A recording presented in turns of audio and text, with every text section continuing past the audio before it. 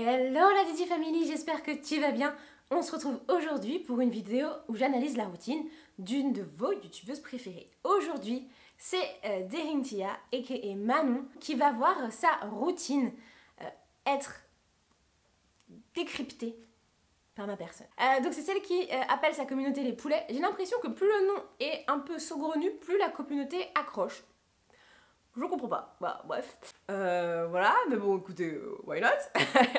et puis, pour moi c'est une youtubeuse qu'on va dire polémiste, avec les cheveux frisés, c'est pour ça d'ailleurs que je l'analyse aujourd'hui. Polémiste dans le bon sens, parce que pour moi elle vient aller chercher sur des sujets un peu polémiques et elle va nous les expliquer, elle va nous les détailler, et c'est pour ça que j'étais super contente quand j'ai vu que j'allais analyser Derintia aussi. Alors, je vais vous passer toute une partie de sa vidéo où c'est assez des basiques qu'elle va expliquer. Elle va expliquer des choses qu'on a déjà retrouvées dans plein d'autres vidéos, puisque c'est pas la première pour laquelle j'analyse la routine. Je vous le mets d'ailleurs dans le petit i. Donc je vais vous lister la liste de ces basiques, et puis comme ça après on peut vraiment passer à la liste de sa routine que j'ai trouvé hyper intéressante. Donc je mets sa petite photo juste à côté de moi, comme ça vous pouvez savoir qui c'est pour ceux qui ont un peu cliqué de manière aléatoire. C'est pour moi une 4A. Pour ceux qui ne savent pas ce que c'est qu'un type 4A, je vous l'explique tout de suite. Donc on retrouve des boucles serrées, très petites. On peut normalement mettre uniquement un crayon dedans, à peu près. Ça se voit que ses cheveux ils sont brillants, bien hydratés, donc je pense que ça aide un peu à assouplir sa boucle. C'est le type frisé crépus. Elle commence sa vidéo par un petit disclaimer, donc ça je vous laisserai aller voir si vous voulez. On va pas débattre là-dessus. Ensuite, elle va parler de la composition de ses produits, donc qui contiennent des huiles minérales, des parabènes pour certains. Et elle dit qu'elle n'est pas du tout la reine du bio parce qu'elle n'a pas le temps de faire elle-même ses produits. On va juste faire un petit point là-dessus. Si vous pensez comme elle, sachez que même si vous n'avez pas le temps de faire vous-même vos produits, parce que ça prend du temps et je suis d'accord, il y a maintenant une ribambelle de produits, de gamme, de marques qui font des produits avec des compos plutôt clean, ou en tout cas qui essayent d'aller tendre le plus vers le clean. Il n'y a plus besoin maintenant d'aller chez Aromazone et de vous faire une routine 100% Aromazone pour pouvoir réussir à avoir des produits clean. D'ailleurs, si vous voulez que je vous fasse une routine 100% Aromazone, n'hésitez pas à me le dire dans les commentaires. Cette vidéo, elle date de 2019 parce qu'elle s'est rasé le crâne en 2018. Alors, je ne sais pas comment font les personnes qui se rasent le crâne. Franchement, je vous trouve mais tellement héroïque. Moi, j'en suis foncièrement incapable. Je sais qu'il faut après réussir à, comme elle le dit, à s'occuper de son visage, à s'occuper, à s'aimer différemment. Mais pour moi, mes cheveux, c'est moi, c'est ma personnalité. J'arriverai pas du tout à les raser. Comment vous faites? Dites-moi. Et d'ailleurs, si elle a rasé ses cheveux, elle parle d'une chose qui est très importante et dont je vous ai déjà parlé dans ma vidéo sur les agressions capillaires. Si votre corps n'est pas en bonne santé, vous n'aurez pas des cheveux en bonne santé. Ça fait partie des agressions capillaires à éliminer pour avoir des beaux cheveux. Longs si on veut, mais en tout cas très beaux. Alors après, j'ai noté sur mon petit cahier un max de petits trucs, de petits points qu'elle aborde. Elle parle de l'hydratation qui est très importante. Oui, je suis d'accord. Allez voir ma vidéo sur savoir comment nourrir ou hydrater son cheveu. Elle parle des compléments alimentaires, notamment elle utilise la biotine dont je vous ai parlé dans la dernière vidéo. J'ai l'impression, je fais que de la pub quand je fais mes vidéos. Mais c'est vrai que j'en ai déjà parlé lors de la dernière vidéo, c'est très bon pour la croissance du cheveu. Elle parle du démêlage aux doigts, bien sûr, je suis totalement fan du démêlage aux doigts. L'utilisation des bons outils de coiffure, je ne peux que être d'accord avec ça. Les coiffures protectrices. Alors, les coiffures protectrices, c'est toujours un débat chez les curly, parce que on se dit, oui, les coiffures protectrices, c'est bien, mais attention au type de coiffure protectrice qu'on fait, parce que ça peut devenir délétère par rapport aux agressions type mécanique, où on va venir capillotracter son cheveu, et c'est pas ce qu'on veut. Du coup, ça entraîne la chute. Voilà. Elle parle aussi du choix du coiffeur. Je peux vous le dire et vous le répéter, vous le répéter, si un coiffeur ne vous convient pas, ne le laissez pas toucher à vos cheveux. Vous savez comment on s'occupe correctement de votre cheveu. Si vous êtes dans une recherche comme ça, comme moi, j'ai pu l'être il y a maintenant un petit moment, de rechercher comment bien traiter son cheveu, vous savez comment l'entretenir. Donc, ne laissez pas un coiffeur vous arracher les cheveux, vous les démêler à sec, non. Et puis, elle va parler de massage aussi. J'ai fait une vidéo sur le massage du cuir chevelu pour stimuler la pousse. Franchement, vous verrez vraiment la différence. Faites ça, venez stimuler votre cuir chevelu, vous verrez que votre cheveu sera en meilleure santé et aussi ça va stimuler grandement la pousse. Moi je l'ai vu avec mes cheveux, c'est ce que je faisais et c'est ce qui me permet d'avoir les cheveux aujourd'hui qui repoussent très très facilement malgré le fait que je fasse pas mal de coloration et pas mal de brushing. Bon, on peut passer à la routine maintenant, après ce petit point sur les premiers points de sa vidéo. Il vous faut une vraie routine. Moi je passe par la routine qu'on appelle à la base la LOC méthode, mais que maintenant j'ai mis en LCO méthode qui en... Donc elle nous dit qu'elle fait une LOC méthode. Pour moi c'est la technique d'entretien du cheveu qui fonctionne le mieux pour les cheveux texturés. Je n'ai pas trouvé de méthode encore mieux que celle-ci. Elle consiste en une succession d'étapes. Donc on utilise un liquide, une huile, puis une crème pour pouvoir venir maintenir l'hydratation de son cheveu. C'est une méthode qui est vraiment efficace et que je vous conseille à 100%. Donc, elle à place du donc du liquide, elle va pas utiliser juste de l'eau, un vapeau tout classique. Elle va utiliser un leave-in conditioner. On peut tout à fait faire comme ça. Il n'y a pas de souci là. Qui en fait veut dire le L pour leave-in, le C pour crème et le O pour oil, donc huile. Donc après avoir mis mon vapeau partout dans mes cheveux, j'enchaîne avec mon leave-in. C'est celui de chez Cantu ici. À l'huile d'argan, il y a aussi celui au beurre de karité que je kiffe aussi, j'alterne entre les deux. Ou bien c'est un leave-in que j'ai de chez Shea Moisture parfois, ou aussi un de chez Aunt Jackie's, ça dépend de la période. Mais là c'est celui de chez Cantu que je mets beaucoup. Donc, pour le L, elle utilise le Cantu Repair Cream, le leave-in à l'huile d'argan. La compo est notée à 33/100 sur Yuka. Je vous l'affiche juste à côté de moi, comme ça vous pouvez vous aussi checker les produits dont je vous parle. On y retrouve dans la compo, je l'ai un petit peu étudié, de l'huile d'argan, du beurre de karité, de l'huile d'olive. Le beurre de karité on le retrouve en 5e position, donc ça me plaît quand moi déjà dans un produit, je vois que les produits les plus importants et qui peuvent apporter des bonnes choses aux cheveux sont dans les 5 premiers ingrédients. C'est un produit qui se veut hydratant par rapport à sa compo, mais on voit aussi, parce qu'on retrouve de l'aloe vera notamment et de l'eau, mais on retrouve aussi des esters, beaucoup de polyquat et de silicone. Franchement, je pense que c'est une des premières compos que j'analyse où je vois autant de produits dans une compo. Je pense que ça doit donner un effet démêlé et un effet soyeux aux cheveux qui doit être incomparable. Je ne l'ai jamais testé, c'est pour ça que je dis ça doit. Et puis, parce que là, on retrouve des esters. Les esters, ce sont des émollients. Les émollients, ça vient à ramollir, donner l'effet de souplesse aux cheveux. Je pense quand on a un cheveu qui va de plus en plus vers le crépus, on est à la recherche de produits un peu plus émollients qui va venir donner de la souplesse aux cheveux. Et ensuite, qu'est-ce que tu utilises? Après ça, en tant que cream, il vous faut une crème par rapport à vos besoins. Est-ce que vous voulez une crème hydratante? Est-ce que vous voulez une crème pour définir vos bouclettes? Est-ce que vous voulez une crème qui fasse les deux? C'est à vous de voir mes poulets. Moi, c'est celle de chez Cantu, juste là. Donc la Natural Hair. Voilà, on a sur en fait, c'est l'hydratation, elle est moisturizing. Et perso, je la kiffe énormément. Par contre, faites attention, elle laisse un dépôt blanc. Et ce dépôt blanc, vous allez venir le combattre justement avec de l'huile. Après, elle utilise le Curl Activator Cream de chez Cantu. Je vous ai fait une vidéo avec ma soeur où je testais sur ses cheveux 4C la crème. Je l'adore, malgré sa compo. Vraiment, pour ma soeur, c'est le produit qui lui réussit le mieux parce que c'est une crème qui est épaisse, qui va venir englober son cheveu et comme c'est marqué dedans, c'est Activator Cream. Ça active ses bouclettes, sa frisure, mais oh là là, c'est incroyable. C'est un produit que j'adore tester, mais que je n'utilise plus du tout aujourd'hui. Pourquoi? Parce que j'ai trouvé mieux en termes de compo. L'effet est un tout petit peu moins bien, mais du coup, je le complète avec un lait modelant qui va venir, lui, donner plus de boucles et activer et conserver ma bouclure. Donc, c'est un produit qui se veut sans sulfate, sans silicone, sans parabènes. Dès que vous avez ça, les silicones, checkez, vous verrez, il y a des quaternaires. Vous avez des polyquats, ça c'est sûr. Et donc, on retrouve dedans plein de bons produits, de l'olive, de l'huile d'olive, du colza, de l'aloe et de l'huile de pépin de raisin, du coco, de l'huile d'avocat, de l'huile d'amande douce, du beurre de mangue, de l'huile d'argan, de l'huile de macadamia. Mais c'est pareil que tout à l'heure, on retrouve un max de quat. Et on retrouve aussi du péroxyéthanol, il me semble, dans celui-ci. Franchement, les gars, si vous avez là... Enfin, je vais vous faire l'exemple avec une recette de cuisine. Si on prend, je sais pas, des tomates, des courgettes, des poivrons, c'est super bon, on est d'accord, c'est bon pour le corps, c'est super cool, on peut rajouter des petites lentilles et tout machin dedans. On a un bon cocktail pour se donner un petit coup de vitalité et de pêche pour l'hiver. Mais si dedans je mets une tonne de sel et je mets une tonne d'huile, et bah là on se retrouve avec l'effet inverse.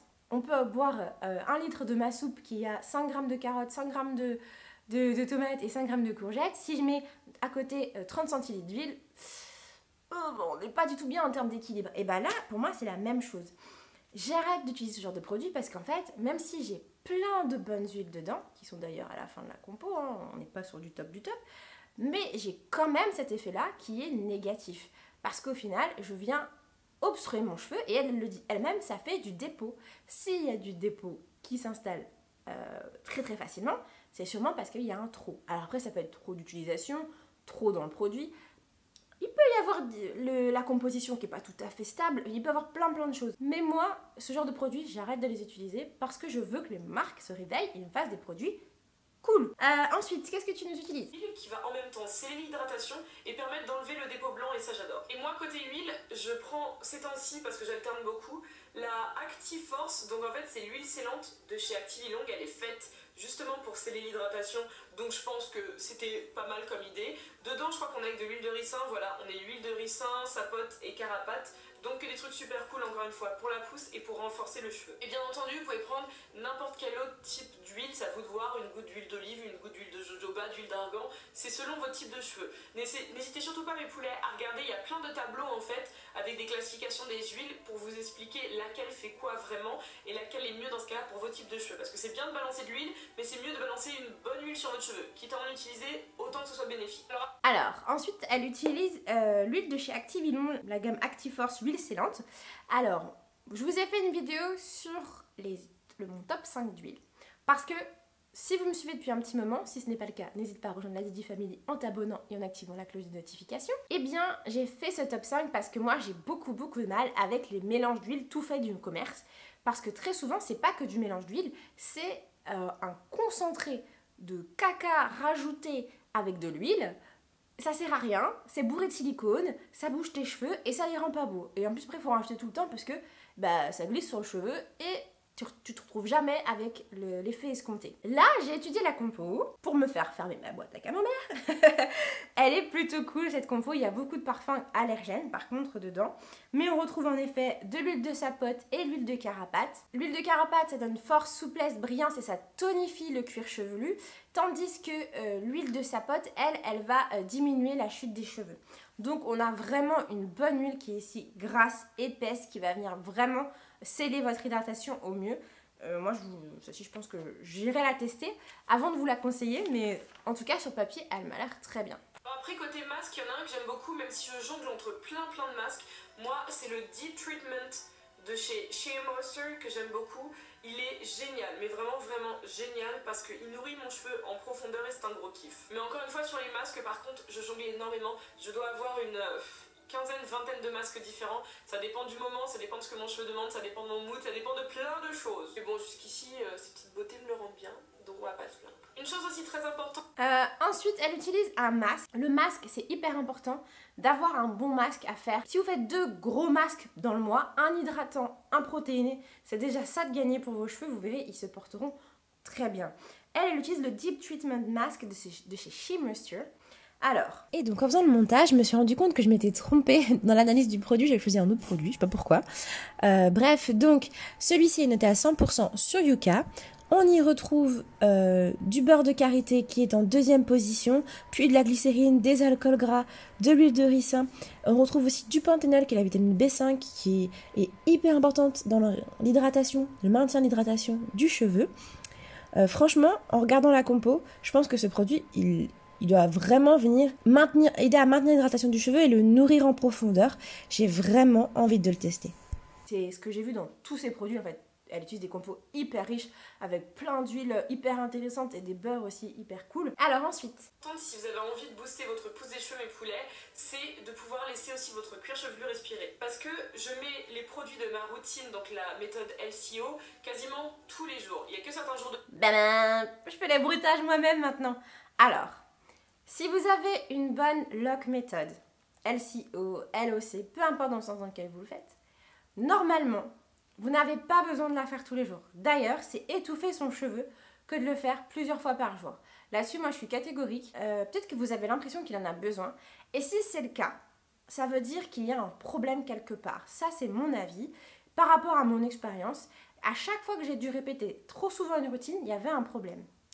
Alors, peut-être qu'elle a un souci de porosité. Il doit y avoir un problème avec l'absorption des produits. Pour moi, c'est plus ça mon hypothèse. Et c'est pour ça qu'après, elle se plaint d'avoir des dépôts. Si vous mettez du produit, vous allez forcément avoir des dépôts. Le mieux est l'ennemi du bien. Si vous en mettez tout le temps, c'est pas bon. Il faut toujours trouver un équilibre.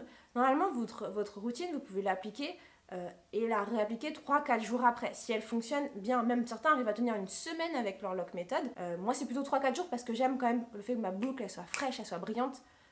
Et le fait de l'huile. Donc sinon, des fois, parfois, juste un petit coup d'huile et ça suffit. Hein. Une seule de ces crèmes-là, ou même juste balancer du vapeau si j'ai vraiment une grosse flemme. Mais ça fait ce qu'on appelle un dépôt. C'est-à-dire que ce dépôt, il s'installe le long de la fibre, mais aussi sur votre cuir chevelu. Et à force, le cuir chevelu peut étouffer et ça ne l'aide pas du tout, en fait, que ce soit pour les masques ou les bains d'huile que vous ferez, à pouvoir justement avoir tous les bienfaits de ceci. Et pour ça, il faut nettoyer son cuir chevelu en profondeur, il faut le clarifier. Il existe des shampoings clarifiants, je n'en utilise pas mais il en existe plein dans le commerce. Essayez de voir sur plein de chaînes de plusieurs youtubeuses, ça se trouve la petite Gabi en a pas mal à vous recommander qu'elle a peut-être dû tester. Mais perso, je n'en ai jamais utilisé, je vais peut-être commencer un de ces quatre parce que ça doit être pas mal. Moi ce que je fais c'est des gommages du cuir chevelu. Donc je prends tout simplement du gros sucre que je mélange avec de l'huile de jojoba et je me fais un gommage sur mon cuir chevelu. Vous massez très doucement s'il vous plaît, ne tuez pas votre cuir chevelu. Après avec ce qui reste, je me fais aussi un gommage des lèvres, c'est absolument génial, l'odeur elle est top. Alors, peut-être que c'est moi qui fais un amalgame, mais elle parlait au départ de clarifier son cheveu. Qu'est-ce que c'est que clarifier son cheveu? C'est venir le nettoyer, le débarrasser des impuretés, le nettoyer de ces produits qu'on a passés. Et ça concerne la racine, mais ça concerne aussi les longueurs. C'est une fois par mois, on débarrasse son cheveu, on remet à zéro, puis on fait une bonne routine très englobante, une routine qui va venir nourrir et hydrater en profondeur son cheveu. D'ailleurs, son masque là qu'elle propose, je pense que c'est à ce moment-là que moi je le ferai. Après, elle parle de gommage. Un gommage, c'est pour nettoyer le cuir chevelu, c'est pour nettoyer à la racine.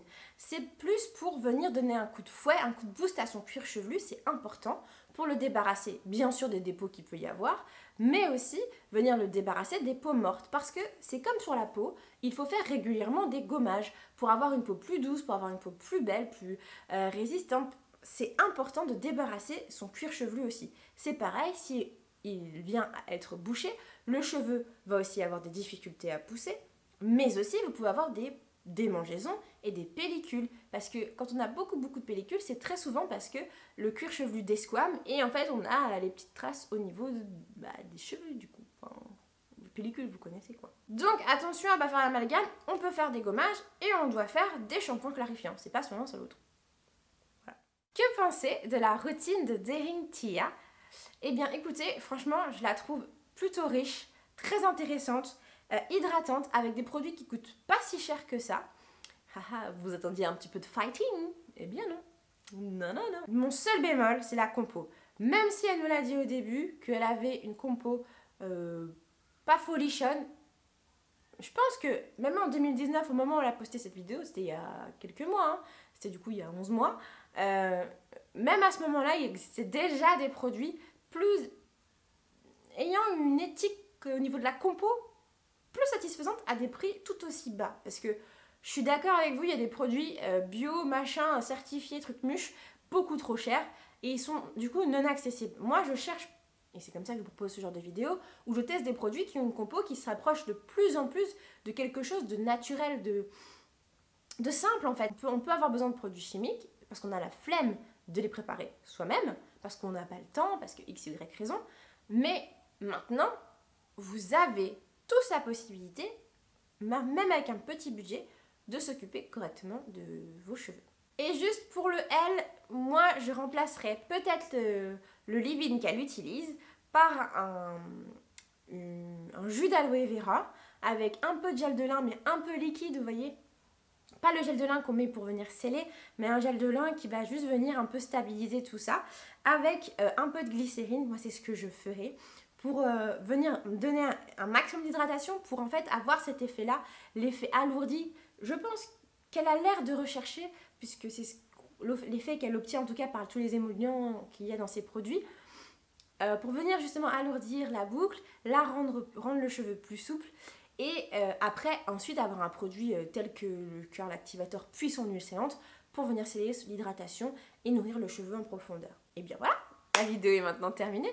J'espère qu'elle t'a plu. N'hésite pas à liker si c'est le cas, à t'abonner si ce n'est pas déjà fait, en activant la cloche des notifications. Et on se retrouve très vite pour une prochaine vidéo. Bisous la Didi Family.